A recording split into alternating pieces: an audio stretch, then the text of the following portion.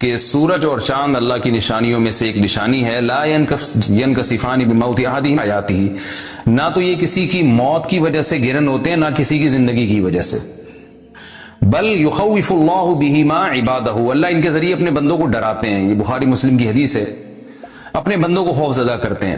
تو یہ اللہ کی نشانیاں ہیں، اور آپ صلی اللہ علیہ وسلم نے اس موقع پر نماز کا حکم دیا، اللہ کے سامنے عاجزی اور انکساری کا حکم دیا. دیکھیے یہاں ایک بہت اہم پوائنٹ کی بات ہے ان لوگوں کے لیے جو اسلام کے خلاف ہیں، جو محمد صلی اللہ علیہ وسلم سرور دو عالم سید الانبیاء صلی اللہ علیہ وسلم کو سچا نبی نہیں مانتے. ان کے لیے اس حدیث میں آپ صلی اللہ علیہ وسلم کی نبوت کی ایک بہت زبردست دلیل موجود ہے. ایک واقعہ ہوا ہے آپ صلی اللہ علیہ وسلم کے بیٹے کی موت کا، اور عرب یہ ویسے ہی کہا کرتے تھے کوئی بہت بڑا دن ہوگا تو سورج گرہن ہوگا. تو کوئی بھی شخص جو جھوٹا نبی ہو، آپ خود بتائیے کہ کیا وہ ایسے موقع پہ اس واقعے کو اپنے حق میں کیش نہیں کرائے گا، اور وہ یہ کہے گا نہیں کہ میں تو پہلے ہی کہتا تھا میں بہت بڑی شخصیت ہوں اور میرے بیٹے کی موت ہونا، ایک پیغمبر کے بیٹے کی موت ہونا ہے تو یقیناً یہ اس اللہ کی طرف سے ایک نشانی ہے، یہ نشانی ہے سورج کا گرہن ہونا، یہ بتانے کے لیے ہے کہ واقعی یہ بہت بڑا دن ہے، اور میں یعنی یہ بہت بڑا دن اس اعتبار سے کہ ایک نبی کے بیٹے کی موت واقع ہوئی ہے. لیکن آپ صلی اللہ علیہ وسلم نے یہ سب نہیں کیا، اور آپ نے بتایا کہ سورج اور چاند کے گرہن ہونے کا کسی کی موت یا زندگی سے کوئی تعلق نہیں. اور آج سائنس نے بھی ثابت کر دیا ہے کہ یہ ایک سائنٹیفک حقیقت ہے کہ جب زمین اور سورج کے درمیان چاند آ جائے تو سورج گرہن ہو جاتا ہے، اور جب چاند اور سورج کے درمیان زمین آ جائے اور سورج کی روشنی چاند تک نہ پہنچ رہی ہو تو چاند گرہن ہو جاتا ہے. تو یہ ایک اس میں عبرت کی بات بھی ہے ان لوگوں کے لیے جو آپ صلی اللہ علیہ وسلم کی نبوت میں شک کرتے ہیں. البتہ آپ صلی اللہ علیہ وسلم نے اس موقع پر ہمیں حکم دیا کہ اللہ سے تضرع اور عاجزی اور انکساری کی جائے، اپنے گناہوں کی معافی مانگی جائے. اور نماز آپ صلی اللہ علیہ وسلم نے پڑھی. اس پہ بھی بعض لوگ اشکال کرتے ہیں کہ یہ جب ایک نیچرل پروسیس ہے تو اس میں اتنا گھبرانے کی، کیونکہ حدیث میں آتا ہے آپ صلی اللہ علیہ وسلم بہت گھبرائے، تو اس میں گھبرانے کی کیا بات ہے؟ تو یاد رکھیے ہر نیچرل پروسیس جو ایک عام معمول سے ہٹ کر ہو اس میں انسان کے لیے ایک عبرت کی بات ہوتی ہے. ہم دیکھتے ہیں رسول اللہ صلی اللہ علیہ وسلم کے دور میں جب تیز ہوا چلتی تھی اور بارش سے پہلے ہوا چلا کرتی تھی تیز ہوائیں، تو آپ صلی اللہ علیہ وسلم گھبرا کے مسجد کی طرف دوڑتے، عاجزی انکساری کرتے، اللہ تعالیٰ سے یہ کہتے کہ اللہ تو نے تو مجھ سے وعدہ کیا ہے کہ جب تک میں ان کے درمیان موجود ہوں تو ان کو عذاب نہیں دے گا. تو یہ خوف کا غلبہ تھا آپ صلی اللہ علیہ وسلم پر. کیوں؟ وجہ اس کی یہ تھی کہ یہی حالات قوم عاد اور قوم سمود پر بھی آئے ہیں. قرآن میں آتا ہے نا فلما رأوه عارضا مستقبل اوديتهم قالوا هذا عارض ممطرنا بل هو ما استعجلتم به ريح فيها عذاب أليم تدمر كل شيء بأمر ربها فأصبحوا لا يرى إلا مساكنهم. کہ وہ بادلوں کو دیکھ کے کہنے لگے یہ تو ایک معمول کے مطابق بادل ہیں جو برسیں گے اور بارش ہوگی. تو پیغمبر نے کیا کہا کہ یہ بارش نہیں ہے بلکہ یہ وہ عذاب ہے جس کی تم جلدی کیا کرتے تھے، اور اس میں ایک ایسی ہوا ہے جو اللہ کے حکم سے ہر چیز کو ہلاک کر دے گی. اور پھر ان پر ایک ہفتہ عذاب آیا، اور قرآن کہتا ہے کہ وہ ایسے پڑھ کے ہلاک ہو گئے کہ فَتَرَى الْقَوْمَ فِيهَا صَرْعَىٰ كَأَنَّهُمْ أَعْجَازُ نَخْلٍ خَاوِيَةٍ. اے مخاطب اگر تو ان کو دیکھتا تو ایسے لگتا کھجور کے تنے ہیں جو اونھے پڑے ہوئے ہیں. تو ایسے ہوا نے ان کو تہس نہس کر دیا.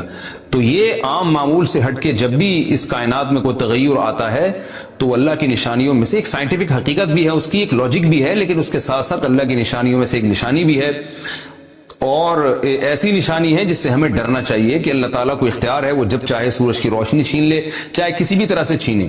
اور یہ بھی ایک سائنٹیفک حقیقت ہے جو آپ صلی اللہ علیہ وسلم کی نبوت پر جس نے ایک مہر لگا دی ہے کہ سورج اور چاند کا گرہن ہونا، اگرچہ اس کی ایک لاجک ہے کہ چاند سورج کے سامنے آ جائے تو سورج گرہن ہو جاتا ہے، لیکن اس بارے میں جو ہماری تحقیق ہے، جو سائنسدان کہتے ہیں کہ یہ وقت اس یعنی خطرے کا وقت ہوتا ہے. سورج سے ایسی خطرناک ریز نکلتی ہیں جو نقصان کا سبب بن سکتی ہیں. تبھی بعض حضرات سورج کی طرف دیکھنے سے بھی منع کرتے ہیں. اور یعنی نظام میں تھوڑی ایک عام نارمل روٹین سے ہٹ کے اس کائنات کا نظام چلتا ہے. تو اس لیے یہ اس کائنات کے لیے، زمین کے لیے ڈینجرس ہو سکتا ہے، اور جو گریوٹی اور جو کشش کا نظام ہے اس میں بھی خلل واقع ہوتا ہے. تو ایسا نہیں ہے کہ یہ بالکل ایک نارمل کنڈیشن ہوتی ہے اور اس کا کوئی نقصان ہی نہیں ہے، یہ بالکل غلط ہے. اس میں نقصان کا بہرحال خطرہ ہے، اور اس بات کا امکان موجود ہوتا ہے کہ قدرت انسانوں سے انتقام لے یا انسانوں کو نقصان پہنچائے. اور ویسے بھی جن کے دلوں میں اللہ کا خوف ہوتا ہے وہ تو ویسے ہی اللہ کے وہم من خشیتہ، قرآن مجید میں اللہ تعالیٰ کے ارشاد ہے کہ مشرکین بار بار یہ سوال پوچھتے تھے قیامت کب آئے گی کب آئے گی. اللہ فرماتے ہیں لیکن جو مومنین ہیں ان کو اس سے غرض نہیں ہے کہ کب آئے گی. والذین آمنوا مشفقون منہا، وہ تو قیامت سے گھبراتے ہیں کہ پتہ نہیں ابھی نہ آ جائے. تو جس کے دل میں اللہ کا خوف ہوتا ہے اس کے زندگی گزارنے کا طریقہ کچھ اور ہوتا ہے، وہ بات بات پہ اللہ سے ڈرتا ہے، اس کو اللہ سے ڈرنے کا بہانہ چاہیے، اس کو توبہ کا بہانہ چاہیے. تو اس بحث میں پڑھنا کہ یہ تو ایک لاجیکلی ایک سورج کی روشنی غائب ہو جائے گی، وہ ٹھیک ہے، یہ سائنسدانوں کا شعبہ ہے کہ کیوں غائب ہو رہی ہے، ماہرین فلکیات کا شعبہ ہے. لیکن اہل ایمان کا جو کام ہے اس موقع پر، ان کا جو وظیفہ ہے وہ یہ کہیں کہ اللہ کی نشانیوں میں سے ایک نشانی ہے، اللہ اپنی قدرت دنیا میں دکھاتا ہے کہ میں یہ بھی کر سکتا ہوں چاہے کسی بھی طریقے سے کروں.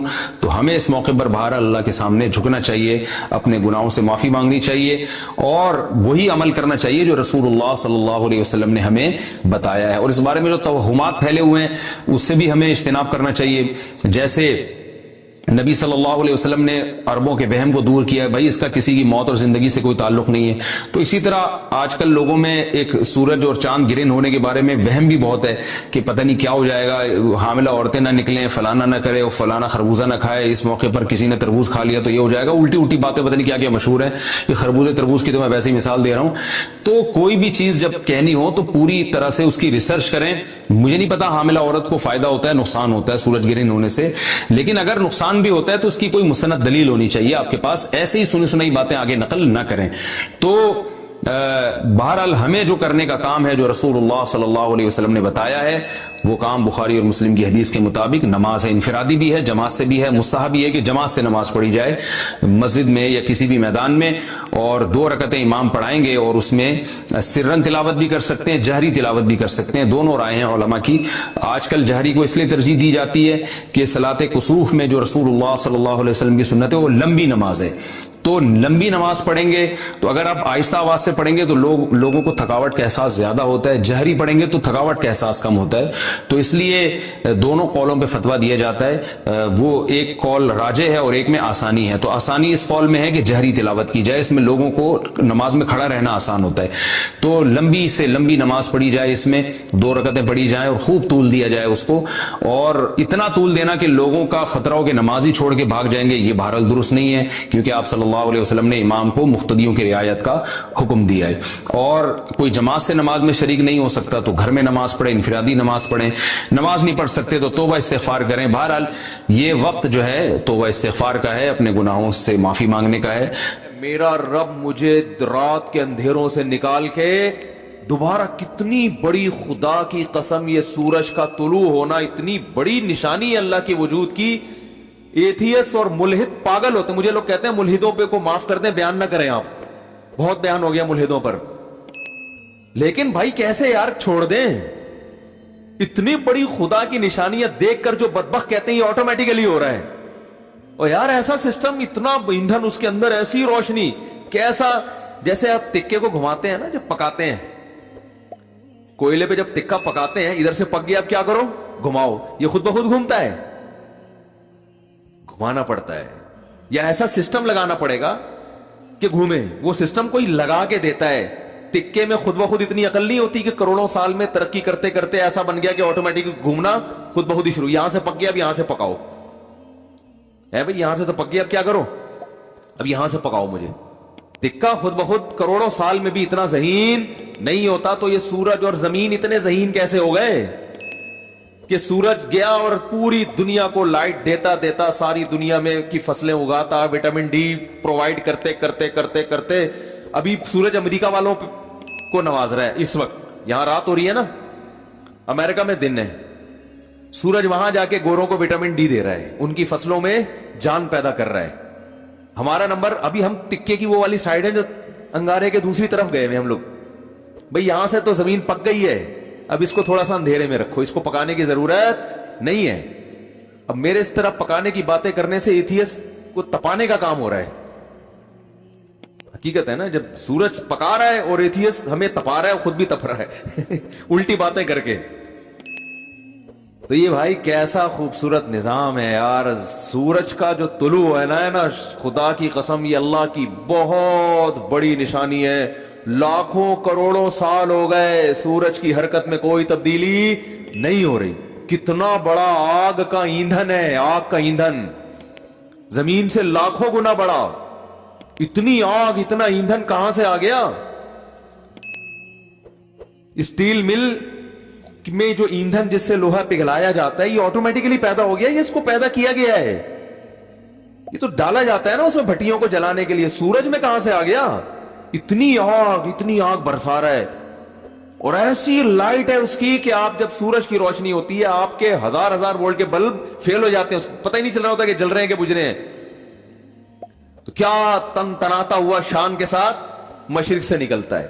تو اللہ نے کہا ابھی نکلنے سے پہلے پوری دنیا کا نظام چونکہ چینج ہو رہا ہے, اندھیروں سے ڈوب کے تم روشنیوں کی طرف آ رہے ہو, تو جو ملحد ہوگا, جو خدا کا انکار کرنے والا ہے, اسے اس سے کوئی غرض نہیں ہے کہ اللہ نے مجھے دوبارہ زندگی دی, دوبارہ سورج میری خدمت کے لیے طلوع ہو رہا ہے اور اس زمین کا نظام دوبارہ سے کیا ہو رہا ہے, چینج ہو رہا ہے. وہ تو پڑا وقت خواب خرگوش کے مزے لیتا رہے گا, کافر خدا کو یاد نہیں کرے.